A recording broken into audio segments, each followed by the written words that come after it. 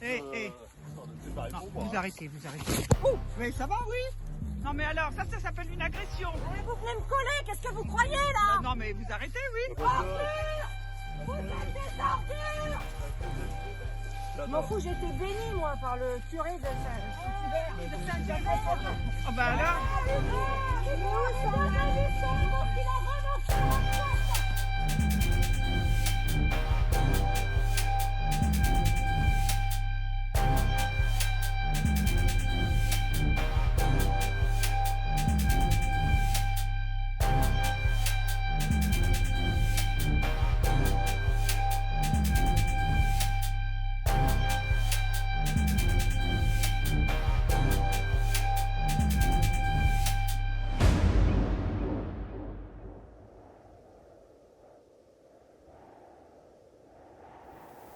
Depuis plusieurs années, les militants antispécistes se rendent en forêt dans le but d'entraver les chasses à courre. Nous nous sommes rendus sur le terrain pour tenter de mettre à jour les techniques d'intimidation de cette milice verte. Le maintien, la conduite de nos chiens. On a des piquets extraordinaires, donc j'ai pas de crainte là-dessus.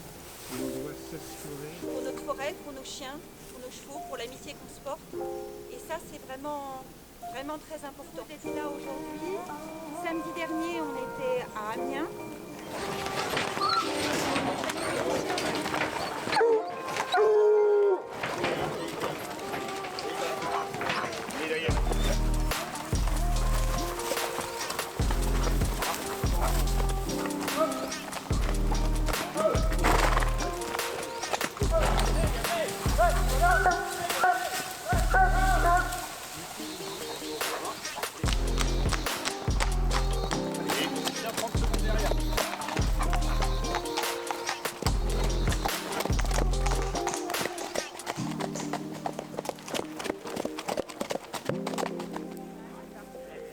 Midi, fin de la chasse d'entraînement pour cet équipage. Les chiens et chevaux sont abreuvés avant d'être montés dans leur camion. Allez, c'est fini. Je cours à la maison.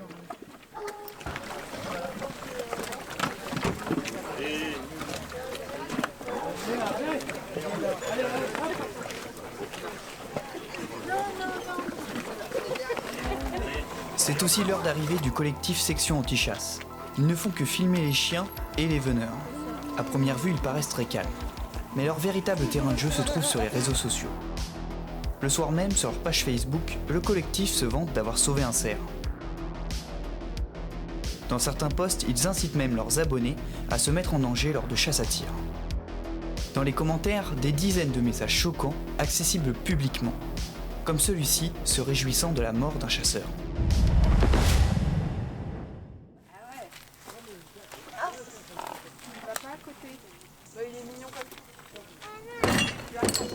Oui, il est mignon, mais on ne va pas à côté des chevaux. Tu attends là. Ouais. En plus, t'as vu, c'est le crottin de Coco. Tu le connais, Coco? Nous retrouvons l'équipage de chasse à courre quelques semaines plus tard. Les chasses entraînements sont finies, ce qui veut dire que le cerf peut être tué.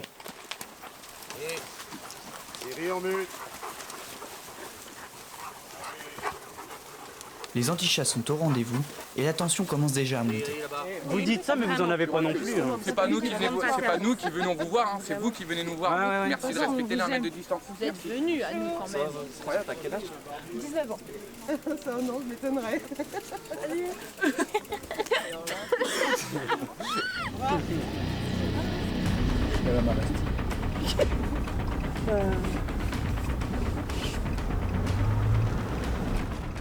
Les militants, bien que en retard sur la chasse, arrivent à retrouver les veneurs.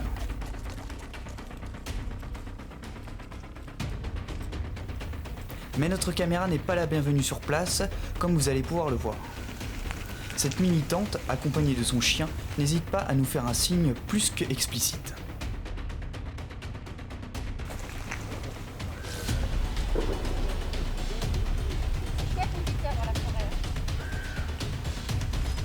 Quelques minutes plus tard, notre caméra se fait pousser pour nous empêcher de filmer la violation de propriété privée.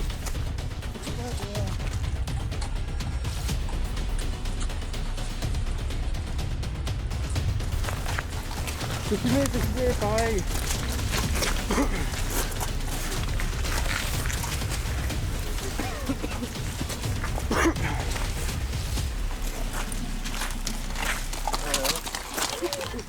militants se préparent à l'infraction et n'hésitent pas à enfreindre les gestes barrières en période d'épidémie.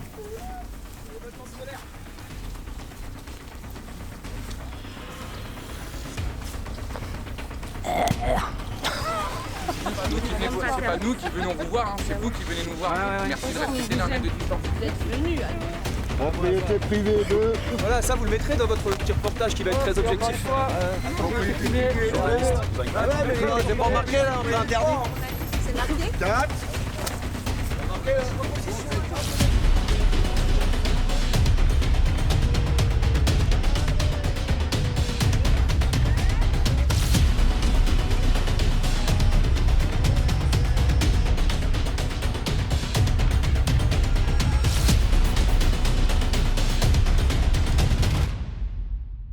Malheureusement, les menaces et harcèlements ne restent pas que sur les réseaux sociaux. Pour nous en rendre compte, nous avons rencontré Franck, suiveur de l'équipage. Je m'appelle Franck, je suis suiveur de l'équipage de Benel depuis 1978, donc j'attaque ma 44e année. La saison dernière, le système devient plus compliqué, je ne fais partie d'aucune action et je fais plus ou moins le moyen de m'écarter dès qu'il y a des conflits qui se passent entre les antichasses et ma voiture de société a été prise en photo.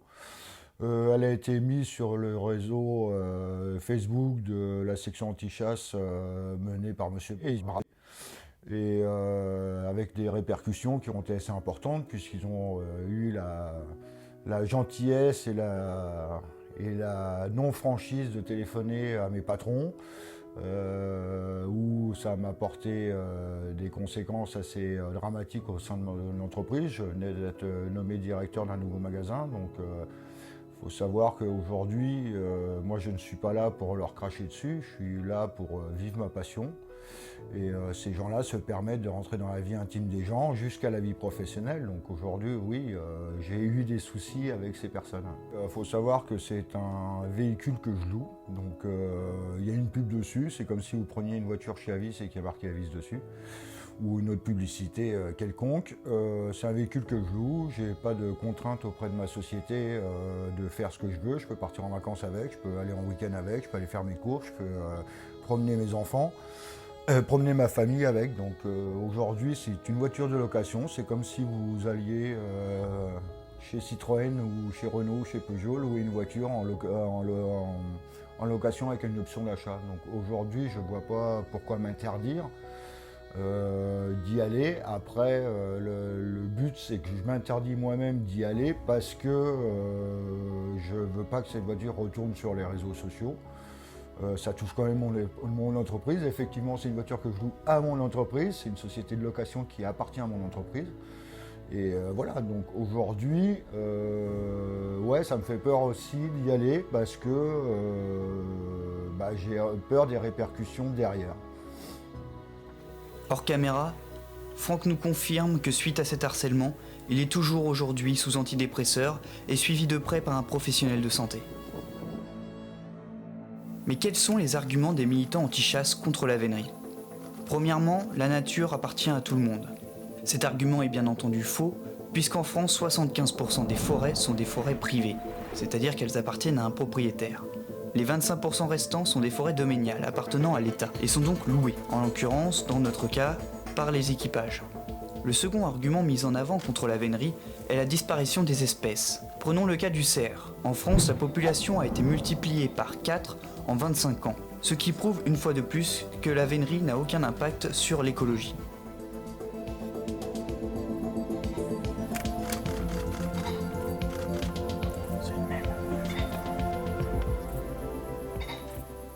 Suite au tournage de notre reportage, nous avons eu Alexis Barbier qui nous a contacté en message privé sur Facebook pour demander s'il pouvait témoigner car il a arrêté de militer sur le terrain contre la chasse à courre. Et il voulait nous expliquer un peu pourquoi il avait arrêté et les stratagèmes qu'utilisaient les groupuscules anti-chasse pour atteindre les veneurs, que ce soit dans leur vie privée ou en forêt. Donc on le retrouve tout de suite, on va chez lui, c'est parti.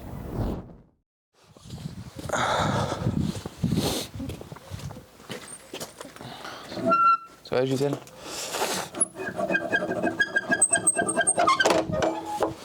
Et du coup, on va les laisser sortir. Allez, bien. Ah oui, il y a un peu de monde, comme d'habitude. Et on s'est rendu pour la récupérer. Donc on a fait les démarches pour la récupérer. Et aujourd'hui, voilà, elle est avec nous. Et donc on l'a fait tondre. Elle avait 13,9 kg de laine. Et on l'a fait tondre. Et puis, toujours pareil, on n'arrive pas à s'en séparer. J'ai toujours fait des sauvetages, ça a toujours été. Hein. J'ai toujours été amoureux des animaux. Alors, pas déformer les. Voilà. Alors, j'ai toujours voilà, aimé les animaux. Et c'est vrai qu'en voyant ces vidéos de chasse, je me suis lancé aussi dans le combat en fait, pour protéger et sauver les animaux sauvages.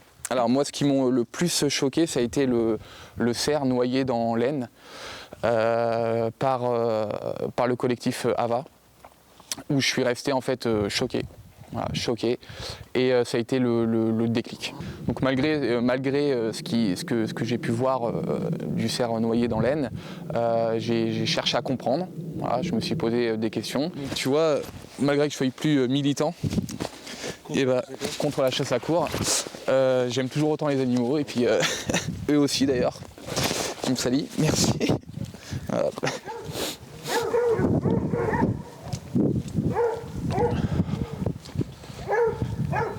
Alors là, du coup, on est au chenil donc de chasse à courre au lièvre, de l'équipage des Bleus et Bruyères, voilà, que j'ai visité, que j'ai pris l'initiative de moi-même de prendre le temps de visiter ce chenil qui est proche de la maison. Je l'ai visité il y a 3 jours, et j'ai été très surpris en fait des conditions réelles. Ah.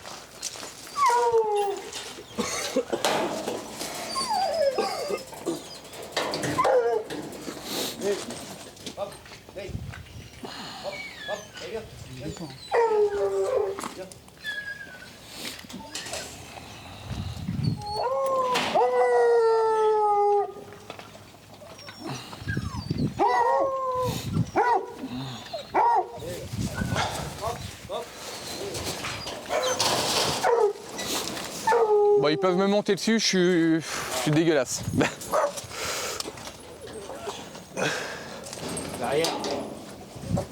Hop là, hop là, hop là, hop là. Aujourd'hui, je suis fier d'avoir vu de mes propres yeux et de voir que les chiens en fait sont pas malheureux et sont pas du tout maltraités.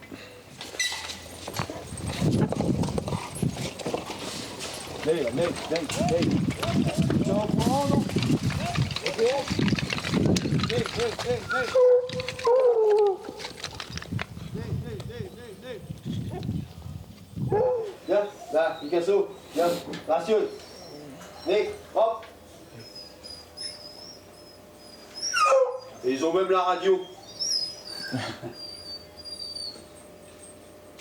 Ah, tout seul au milieu de tous les suiveurs, des vents, des camions, et c'est intimidant quand même après 3 longues années à être opposé. C'est impressionnant. Ouais, ça se passe bien. Ah, on n'est pas bien à la fraîche là? Ouais. C'est sympa, hein? Au milieu de tes copains.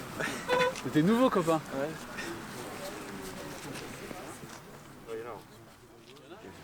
Tu vois, c'est intéressant ce que tu dis justement, le fait de parler des chiens. Moi, c'est ce qui me passionne le plus en tant que bien sûr. les chiens. Et ça va même te surprendre, mais comme j'ai été témoin de beaucoup de choses au niveau des chiens qui se passent en forêt, aujourd'hui, si je dois marcher avec vous contre les militants qui sont en forêt, c'est pour vos chiens. Parce que j'ai été témoin de choses et j'ai vu les choses.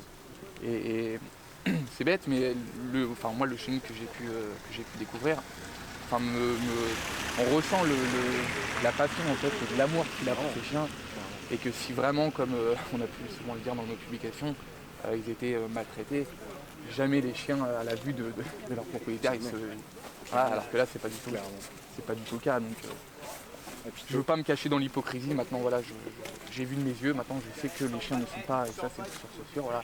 Après, il y a beaucoup de choses où je suis en questionnement sur la chasse à courre et que je prendrai le temps de découvrir de moi.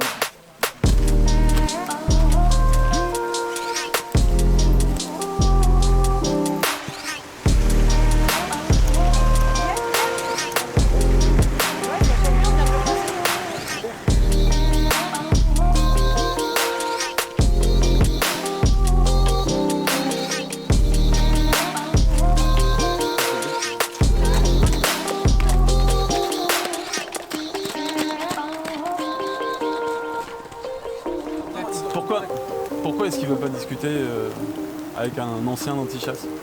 Parce qu'ils comprennent un petit peu toute la supercherie, la manipulation qu'ils font. Donc forcément, quand on est à discuter avec les chasseurs, forcément ils savent pas trop et là ils sont pas bien du tout parce qu'ils sont en train de se demander qu'est-ce que je vais pouvoir dire. Donc concrètement, ils savent que tu vas mettre en avant les supercheries du combat anti-chasse. Tout à fait. Et là, tu crois qu'on va le voir, Stan, aujourd'hui? Parce que je pense pas qu'on va le voir. Parce qu'elle, du coup, elle a dû prévenir tout de suite Barbie en forêt. Et tant que je serai là, il ne viendra pas. Il sortira pas? Il sortira pas. Parce qu'il sait très bien que ça va être filmé. Le discours que je vais avoir, il va être dans une position... C'est un lâche. C'est un lâche. Ouais, mais il croit dans son combat. Il croit dans son combat. Ils ont des trucs à défendre, ils ont des trucs à dire. Pourquoi ils refusent de dialoguer? C'est ça, je comprends pas, quoi. Après, je suis dans leur tête, peut-être que lui, il a fait des choses, il sait pas ce que je sais, donc forcément, on a connu des anciens navas au sein du collectif à l'époque, donc on a su aussi des choses qui n'étaient pas nettes, qui n'étaient pas du tout nettes.